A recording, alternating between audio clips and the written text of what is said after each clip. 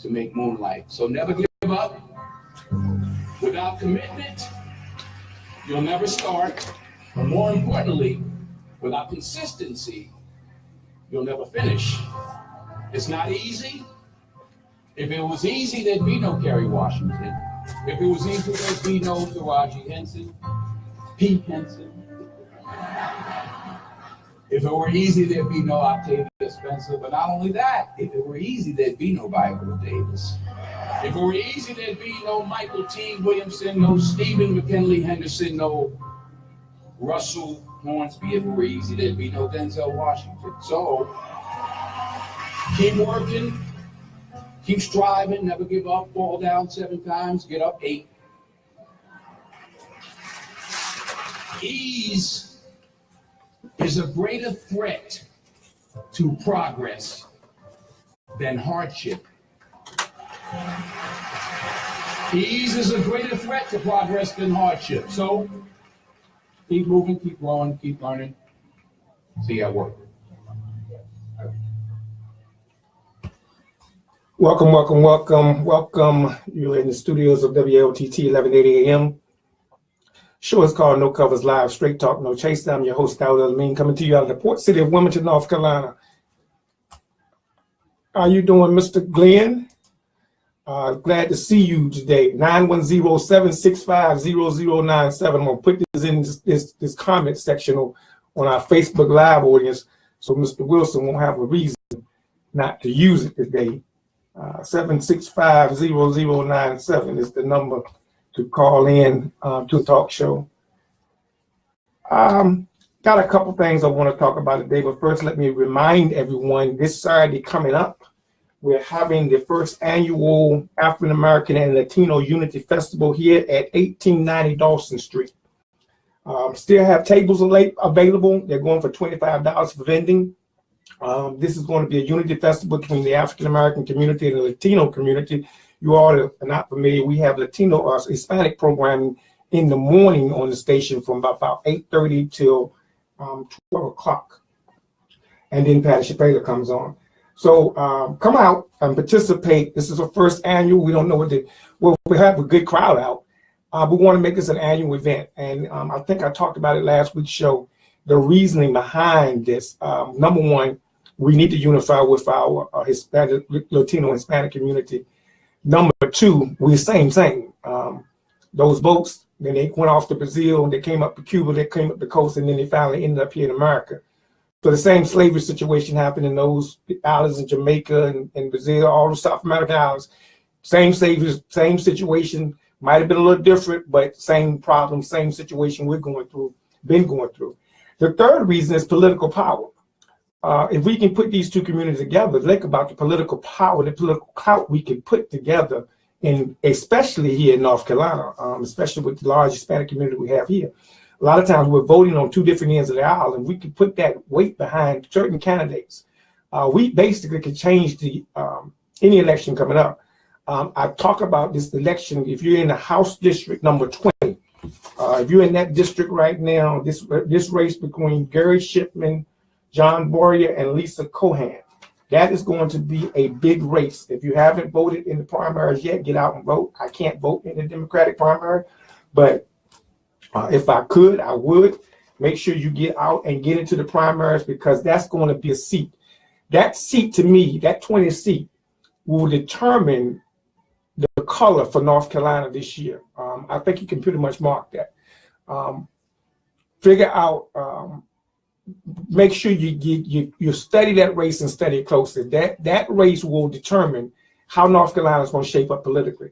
I believe it's going to change. It's going to determine whether the Republicans are going to make a move or whether they're going to be laying dead. I can very much guarantee that. This race has been tapped by the governor. It's a very important race. This race was in a district that was carved out and recreated. So if the Democrats can pull off a victory in that particular seat, that says a lot. That will send a big sign to Raleigh and send a big sign all the way up to Washington, D.C. I can guarantee that. So pay attention to that race. Stay on top of the politics. Stay on top of the issues, and just don't vote your mind. Think about who you're voting for. Study the candidates. Study the issues. And I'm not going to endorse anyone at this time. I just don't use it to do endorsements. Either you study and you figure it out. Question for the day, and I asked 910-765-0097. I have my thoughts on it. You bring your thoughts and opinion, but I have been noticing a pattern over the last 5-6 years. Really, it's been a while, but I've noticed a pattern. And the pattern to me is that black protests go out like a snap of a finger. The fire doesn't hold, the candle goes out quick. It burns out quickly. And that wasn't protest back in the early days. And when I was in high school studying the civil rights movement, when I was studying the protests were long-lived, they were long-standing, they were grueling. They weren't parties you go to. Protest wasn't, just something you jumped onto. It was actual involvement. It was a daily process, not something you put on some clothes and pull your kente cloth out for a day and you march up the street and you come back and you go home and business as usual. That's not a protest. But the last 5 or 6 years, the protests seem to be pop, pop, pop, quick. They're over in a minute. We jump over and they're always scattered. We can't get anywhere scattered. I mean, we pop on this issue, then we on this issue, then we over here, then we over here, then we on this side of the fence. Just all poured all over the place. And so what I have come to the conclusion that what we're missing is a coach. And let me explain to you what I mean by that. You can have a bunch of players that are very talented. We got the playoffs going on right now. Any of us watching the playoffs watch basketball. You can have a very good talented roster. But if you don't have a coach that can make certain moves and make those being gelled together and make those groups gel together, then you're really wasting your time. You just got a talented team. If you're watching the playoffs, ask OKC. What happened? You had 3 future Hall of Famers almost. 2 potential future Hall of Famers on the same team. You couldn't make it out the first round. Coach wasn't no good. Couldn't figure out how to make them gel together. Couldn't figure out how to make the team move in the same direction. So when you're pulling all different ends, you can't get anywhere. We don't have that coach anymore. We've got a lot of organizations here and there, but there is no central leadership. There is no central coach that can gel folks together and make everyone move in an organized direction. So what ends up happening? What ends up happening is this group jumps on a protest. This group jumps on a protest, and they didn't want to jump on that one, so they jump on this one. And then we end up running back and forth and back and forth. I'm reading some of the comments that we have. I got some people on and that's not calling in, that they posted online. Daniel, how you doing, brother? I want to meet you one day. He always comes to basic, gets interesting story. This day is over because black folks are actually happy with things that are happening to them. So coach doesn't matter if the people are not actually with it. And you got a good point. A lot of folks are content. A lot of folks are, I got mine, you get yours. They're happy enough to be able to go to the mall.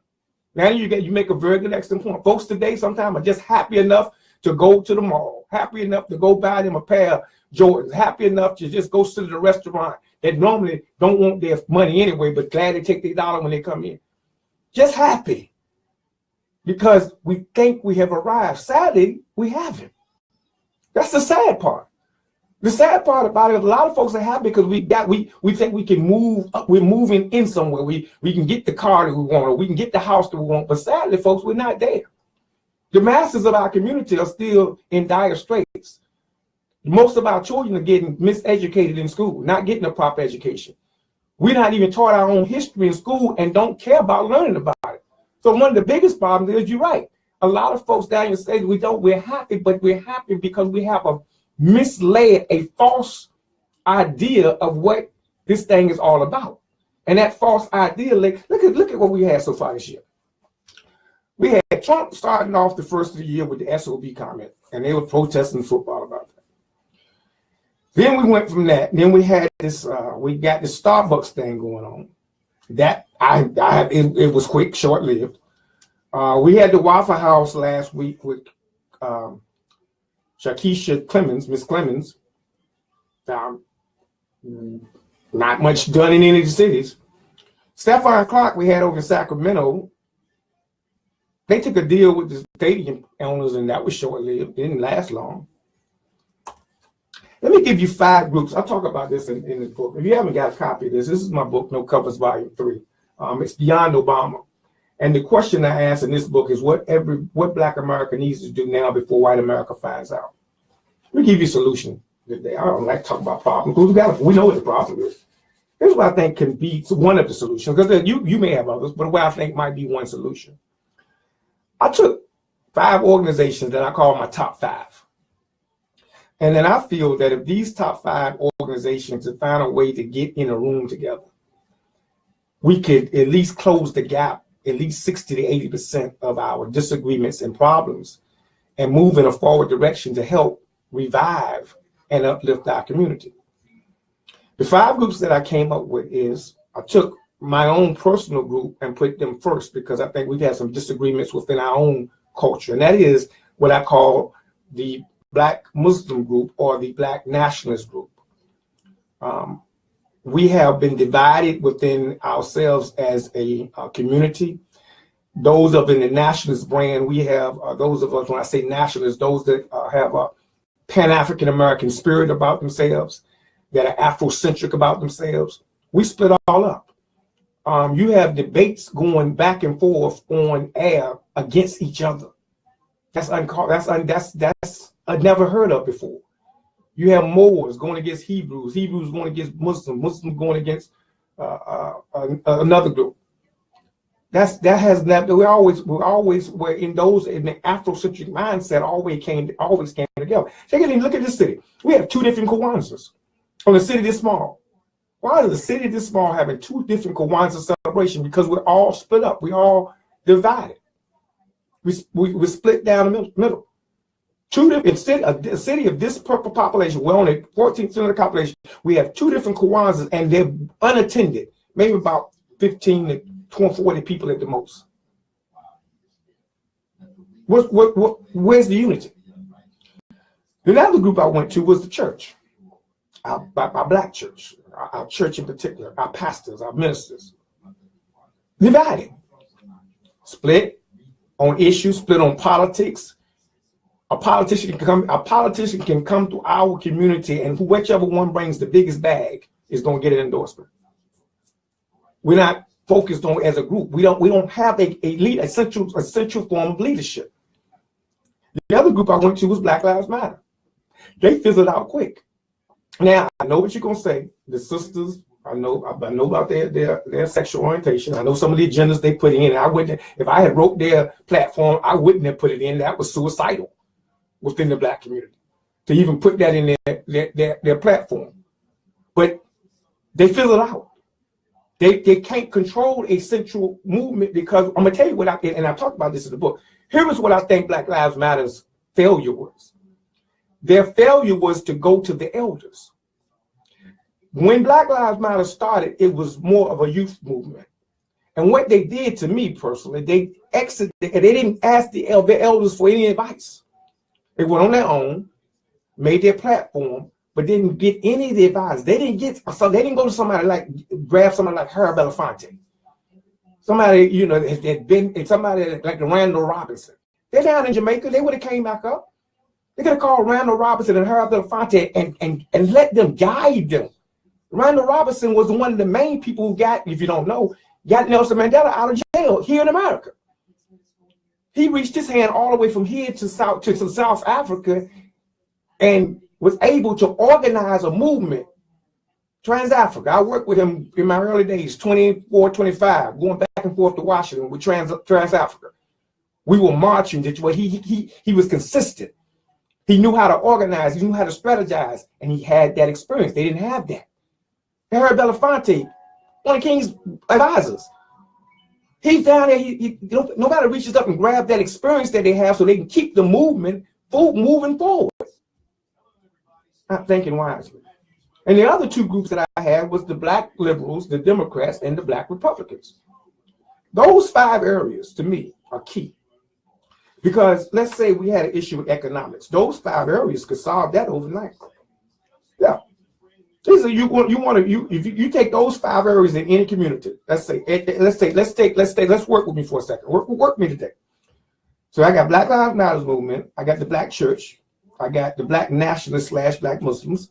I got the Black liberals, Democrats, the political party, and I got the Black Republicans. Now, if those 5 groups were cohesive enough, they're going to have some differences, but if they can get 80% together, leave the other 20% difference at home. Those 5 groups, let's say education. We got an educational problem here. What's the problem? Well, the educational problem is, number 1, we have a poor, misguided school board. Number 2, our children are not getting properly educated. So what do? Well, if we're not going to get the proper education in school, okay, this is raw. You got 2 choices. You can put them out of school. Yeah, you can take them out of school until you get the educational barriers you need in place or take it away. So how does that work?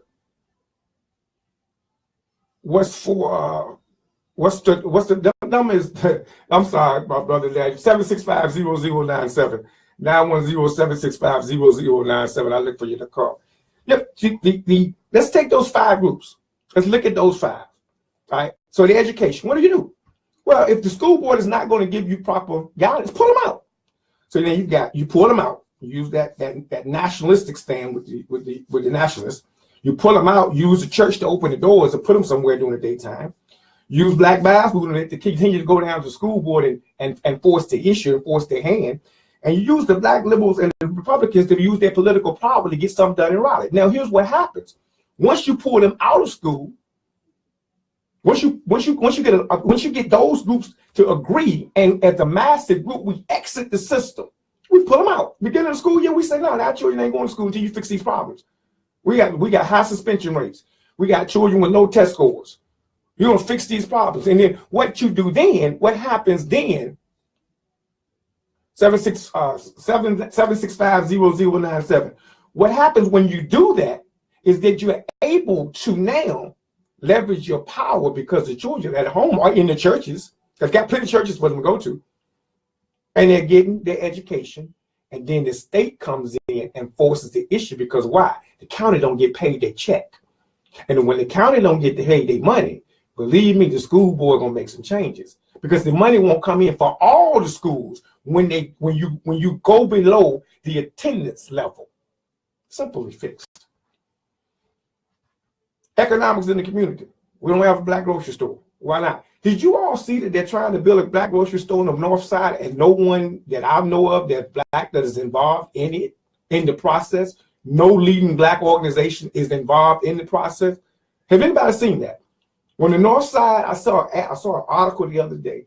The hospital is getting together with a couple organizations that are not Black led, and these organizations are trying to formulate a plan to try to start a grocery store initiative on the north side. And they're going to probably start off with the farmers market and try to move into a building. But no one's Black has been invited to the table that I've seen. That's the Black led organization. When you're talking about building a grocery store in a Black neighborhood. But if you notice how the status quo has changed, if they're trying to build it on the north side, they're not really trying to build it for the African American community. They're not trying to build a grocery store that's focused on the needs of African Americans. They're using that to get the funds for the project, sure. They always use the minority to get the funds for a project. I talked about this 2 years ago when we had you go down to the swimming pool and you had to go register now for the swimming pool with the YWCA. And I asked the question then, well, why is the Y taking over the pools? Why? And when I asked the question, the reason why the Y took over the pools is because they used that minority representation to say, hey, look, we're serving the minority community. So they took over the pools, but they're not going to let you go swim in that big swimming pool they got indoor. But they made you sign the application that you are getting services from the Y, but you're not. You're still getting services from the city. The city is just managing the pools. And so go down there and ask, are you getting that big indoor pool? No, not without a membership. You won't get in there. And then the end of all is they're trying to now take over and manage the soccer fields when they get built.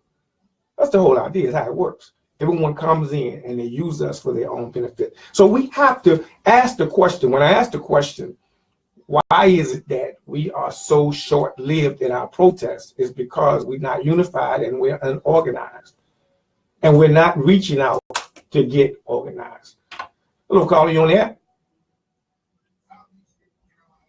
My brother. Is this my brother from another mother?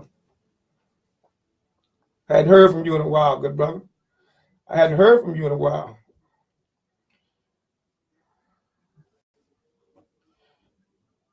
No, it's not tape. We on live. When you gonna visit us in the studio? Go ahead.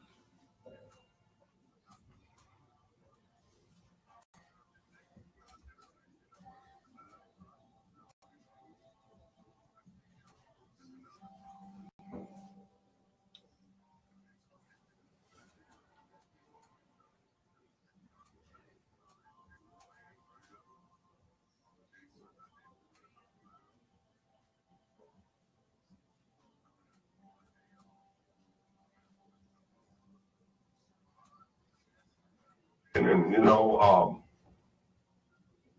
about I think about when we go back to the 50s. One of the first boycotts or protests, the one that made Dr. Martin Luther King become famous, which lasted over a year, as you were talking about. We have to have the longevity. Shut your radio down. I'm sorry, Dawood. Hold up. You got feedback. Yeah, you got feedback. Okay. I got you. So the callers wanted to hear your comment, so I had to make it so they can. Yeah, the callers wanted to hear your comment. The callers wanted to hear your comment, so I had to make it so they can hear. So I had to move this mic back and forth. So go ahead, continue your comments. Okay. Yes, Dawood. I was thinking about if we look back in history, in our history in the community, during the 50s, when Dr. Martin Luther King led the bus boycott, and you were talking about the longevity of the protests today, and you compare that with how long those people went without using the bus service in that city. I think it was Alabama, Montgomery. Correct. That lasted over a year until the power structure of the bus company felt some pain, and then they were ready to come back and allow black citizens, our so-called black citizens, to sit anywhere they wanted to on the bus.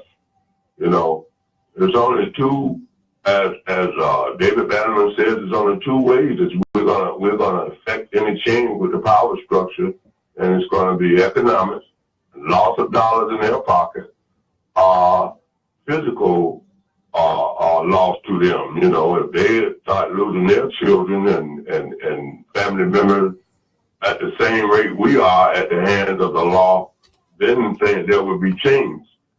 I don't have any, empathy for voting rights and voters and all that, except on a local level.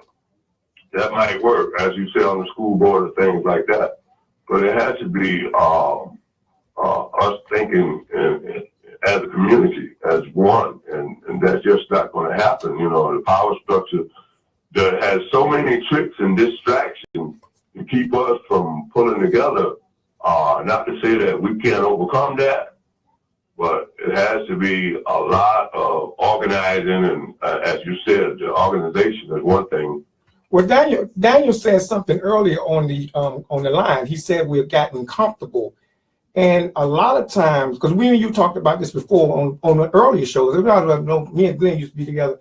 He used to be one of my regular guests on my earlier talk show on YouTube. You can go back and check those YouTube videos out. But he talked about us being comfortable, and to me, that's where it seems to be. It's like the leadership, if we want to call them that, because I don't really call them leadership. The folks are comfortable now. They're comfortable in their zone. So I don't want to, because I can go to the restaurant that I want to go to if I got the money. I can go to the hotel I want to go to. Back during those days, we talked about the bus boycott, nobody was comfortable. So this comfortability has gotten us to the point that now we're short-lived.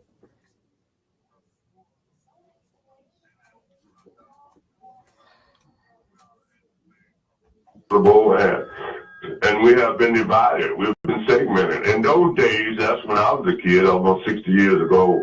I think most of all of us black people, celebrities, athletes, and even those who had wealth in our community, they were all considered as one, black people, as Negroes, and they were treated as such,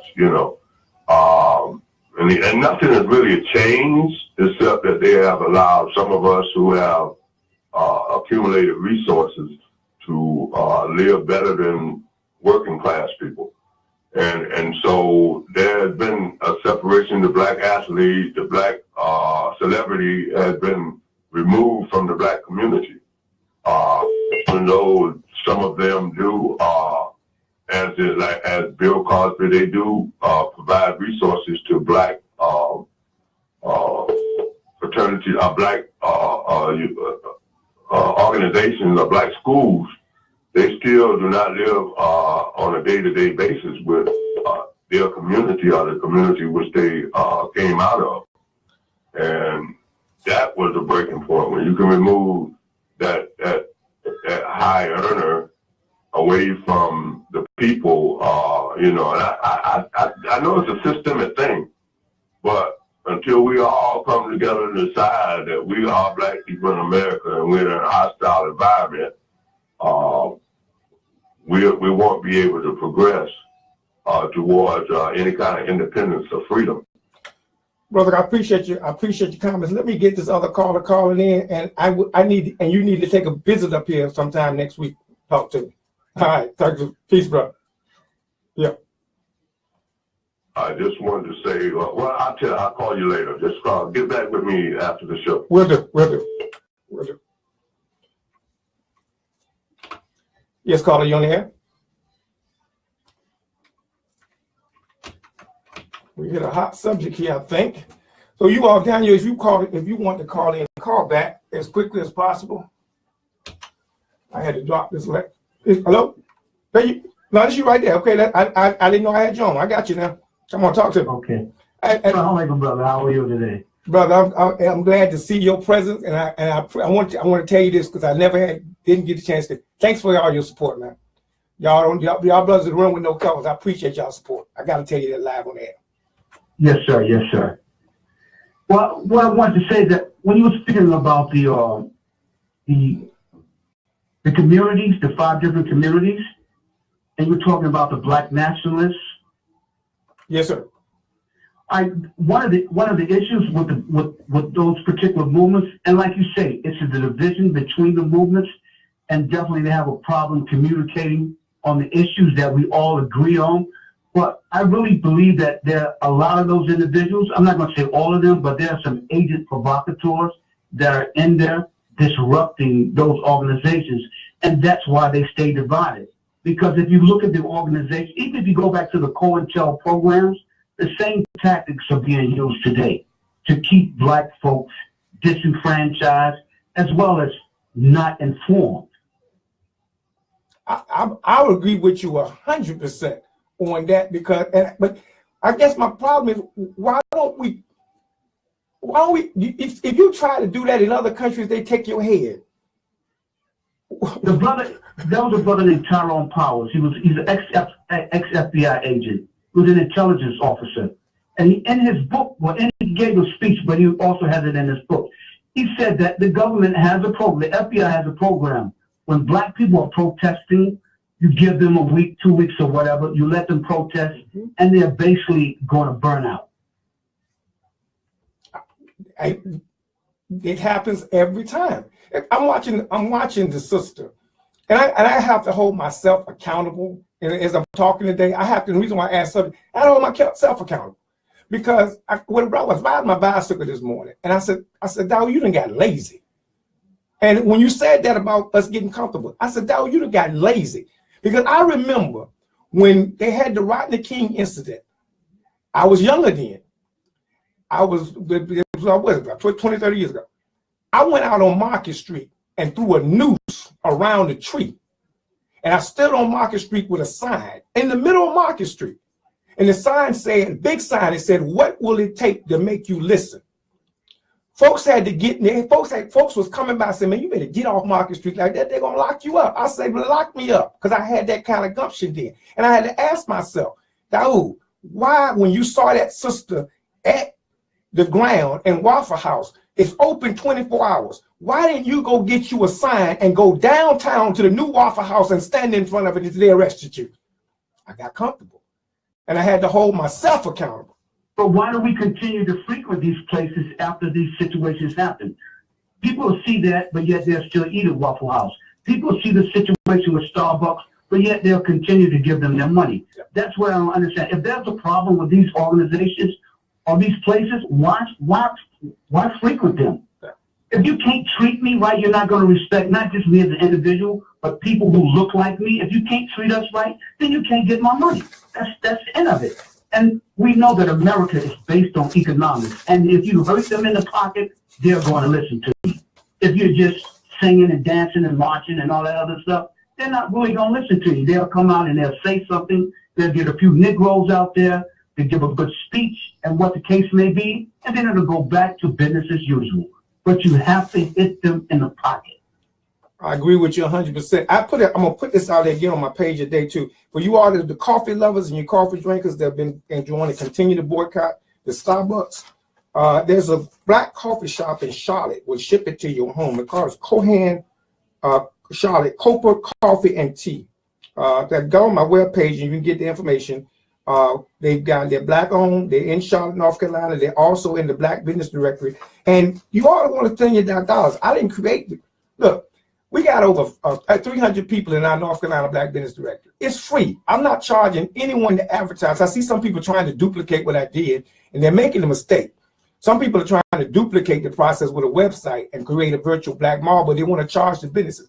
I don't usually charge the businesses. It's free listing. I put the businesses in free because I want the people to be able to go. The idea is we get enough people using the website. It's at nocovers.com. If we get them to use the website, if we get in the shop with the business and say, hey, you got this from nocovers.com, then what happens then is we'll grow. And then we'll eventually be big enough to build our own app. Could you imagine how many children we could send to school if we had a Black Business Directory app that was nationally used? Definitely. Most people don't know how those apps work with the advertisement. So what we're trying to do, what you trying to do, end up getting an app. So we would have an app in the phone. Now I saw that Biddy and Jay-Z is trying to build that app. I don't think they're going to get it done because their heart's not in it. Mm-hmm. They're taking an idea that they've seen, but their heart, if your heart is not in something, and a lot of times this is what happens with the leaders. When a person is in leadership, I want to know what were you doing 20 and 30 years ago before you decided to get into this brand of work. And a lot of times, most of the time, these organizations are failing because the leadership up front, their heart's not in it. It's in it for the money. They're in it for the fame, the glory, the accolades, but they're not in it for the masses of the people, and these things burn out. And I think that's what's happening to a lot of organizations. But I appreciate your call. You too. I think that we hit a subject today that is a hot topic, and we might have to continue it. Kyle, I see you join. Kahan. I got to say this to y'all. I just start talking about black business again. Every time he comes, he knows. Every time he comes on the air, he knows I'm gonna point this out. Go see that when you all on my Facebook page. You see that I'm gonna spell it for you for the listening audience. KAHAN QATAZAP. Go Google that and get it if you're listening to it. Find him. He's a African American black-owned gun dealer, licensed to purchase guns. So you all need some weaponry, talk to my brother. I got to put it out there because he's rad in the area. He's around one. He's done it. He's got his license for it, and I need to keep stressing that because we want him to go to the point that he has an audience that are purchasing guns from him. Now, you all that are not in favor of guns, I don't mean to offend you, but you know, you understand. If you're gonna buy one, go see the brother and buy one. Mr. Taylor, Kyle Taylor, I'm glad y'all tuning in on Facebook page today. That way I get to shout out to somebody, give y'all some kudos that I haven't been able to give y'all.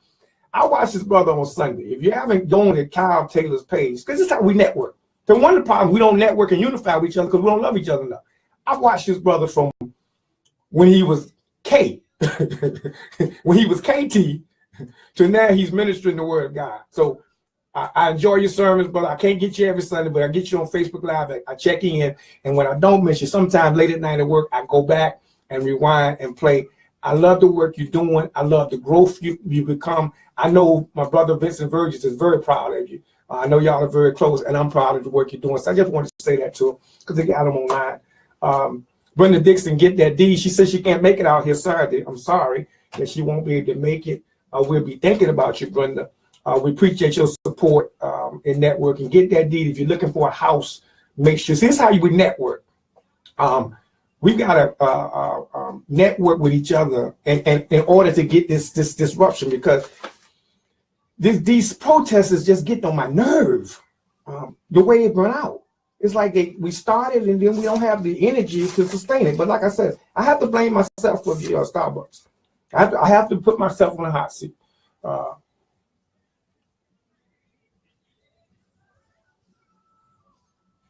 I have to put. I just put the information out there on the book so y'all can get it. I have to put myself in the hot seat. The last point I'm gonna touch on this, and I'm gonna leave it alone. I appreciate the support of all of the. I've got some nasty comments from some people, but you're gonna get that. When in this line of work, you can't take nothing on your shoulder. I've learned that. This is one thing I've learned. I've learned that you cannot take things personal, and I don't. So I appreciate all the comments over the weekend and over the last week over the Bill Cosby issue. I took a different approach than most people, and I'm sorry if I offended some people, as if I didn't look like I was supporting Bill.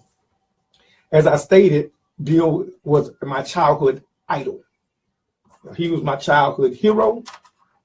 As I stated, I went to college because of Bill Cosby, not because of my father, because my father wouldn't let me go to college. Believe that. He didn't. He wanted me to be a minister, and that was it. And he wouldn't let me go to college.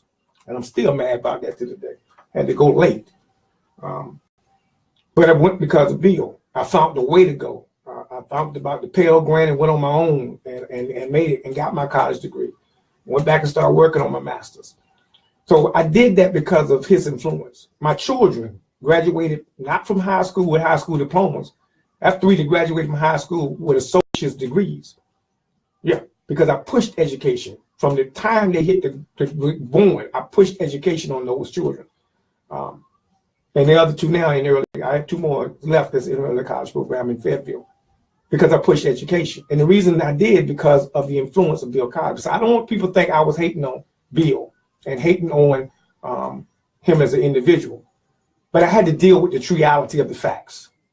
I had to look at the reality of the facts. And I had to look at why he got himself in that situation. None of us are perfect by far, but when you mess up, you pay.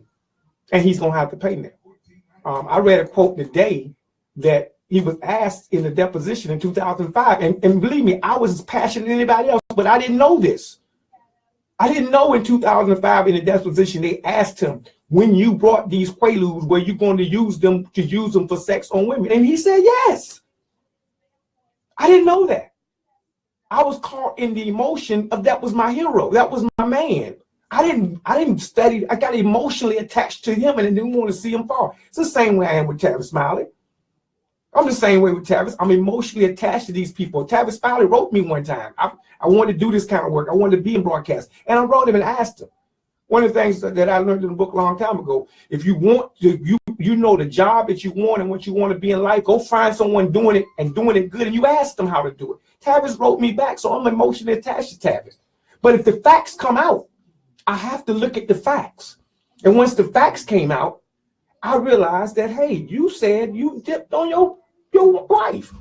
You said it was consensual sex. So you put yourself in that position to have someone lie on you if they're lying. I don't know, but I know when you put yourself in a position like that, you're going to have to take the consequences for those actions. I know this personally. This is something I know personally. When you put yourself in the wrong place and something happens, you got to eat that. You got to eat it. You got to suck it up, and you got to come back strong. That's why this thing say keep running. You're asking where that comes from, because I've been running. That's where it comes from. This thing, that hat say keep, no cover slogan is no covers. Under it says keep running, because I've been running. And I've had some bumps and some bruises, and I had to eat them.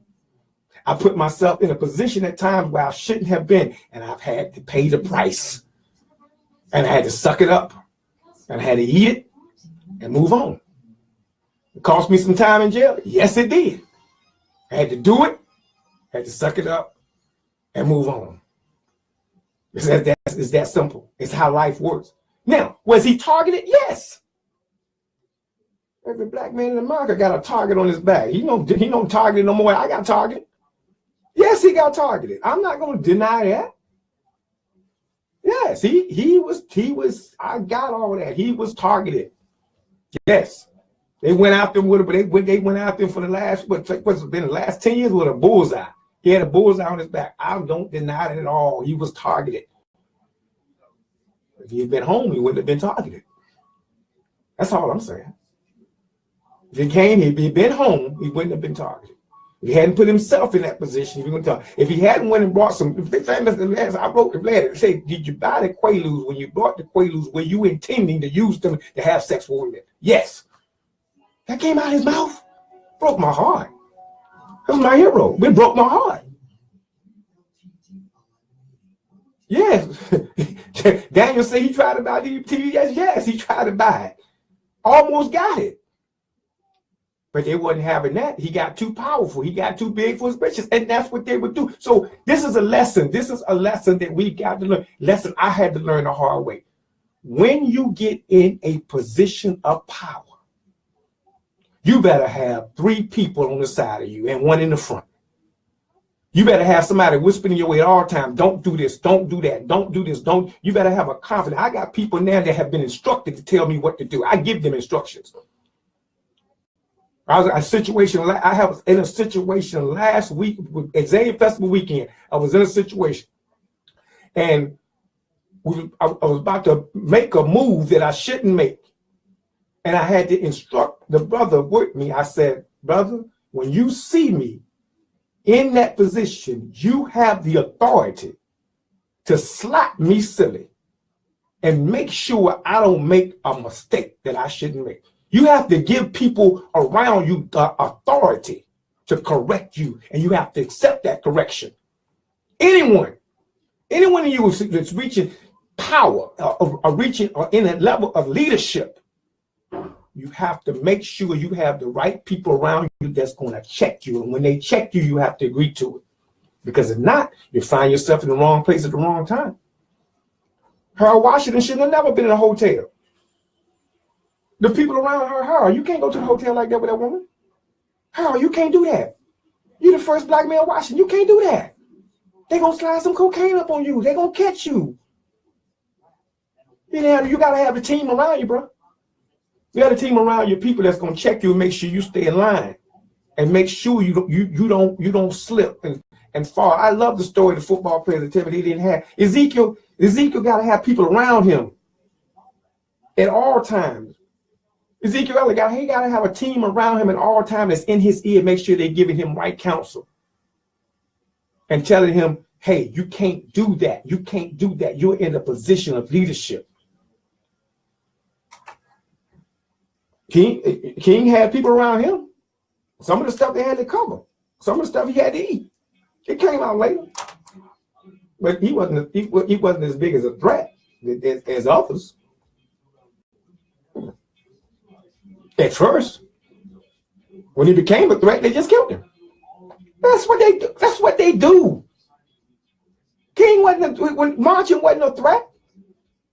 Yeah, okay, so you made the bus companies in Montgomery. That didn't make no difference to them. That wasn't a threat. You listen to King's last speech. Go listen to his last speech, not the part that they like to tell you about. He went to the mountaintop. He might not get there with you. You listen to the beginning where he talked about. He asked Jesse. Jesse told him, "Nah, we're gonna boycott Coca-Cola. We're gonna boycott the Wonder Bread Company." Oh, he got to go, bro. He went after the economic power. Before that, he's against the Vietnam War. He's anti-Vietnam. He like Muhammad Ali. No, we not. He supporting. No, we not going away. He made that move. Now they got to take you out. So we always know the target's gonna be there. Everybody leaders gonna always be targeted. But we got to be careful. You all these leaders in this city, be careful. Be careful about this Facebook too. I'm learning to be careful. I wish I could get off of it, but I can't. I'm addicted to it. You all know that. But it's a media. It's open. It gives me a chance to meet new people. I wouldn't have never met Daniel. Daniel had been for Facebook. I probably seen the brother before. We haven't talked. Gahan, I stayed with him on Facebook. A lot of brothers on my page. I got brothers in cities that I have never met, that I have a relationship with, and that I can go to that city and hook up with them. My black business. I had some people in Vegas. On my Facebook page, when I went out to Vegas, I'm trying to hook up with them in Vegas because we connected on Facebook.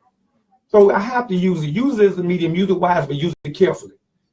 And as we talk about the killing of movements, I want to talk about this again, a subject again, and bring some people on the ad talk about it, because I like to have y'all here in the station. We can talk about this live.